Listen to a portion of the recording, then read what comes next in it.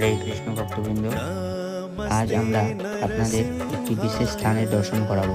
এটি হলো অহোবিলাম নব নরসিংহ ক্ষেত্র এবং এটি পূর্বে ছিল হিরণ্যকশিপুরের রাজধানী। ভগবান শ্রীহরি নরসিংহদেব আজকের এই পুণ্যতিথিতেই এই স্থানে আবির্ভূত হয়েছিলেন তার পরম ভক্ত প্রহ্লাদ মহারাজকে রক্ষা করার জন্য। এই দিব্যস্থানে নব নরসিংহদেব বিরাজমান আছেন।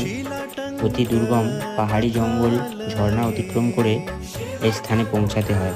আর এই হলো সেই উগ্র স্তম্ভ, যে স্তম্ভ থেকে ভগবান নরসিংহদেব আজ থেকে প্রায় ৩৬ লক্ষ বছর আগে ভগবান যে সর্বত্র আছেন তা প্রমাণ করার জন্য এবং তার প্রিয় ভক্ত প্রহ্লাদ মহারাজের কথা রাখার জন্য এবং হিরণ্যকশিপুরকে ধ্বংস করার জন্য এই স্তম্ভ থেকেই তিনি আবির্ভূত হয়েছিলেন। ভগবান নরসিংহদেব হিরণ্যকশিপুর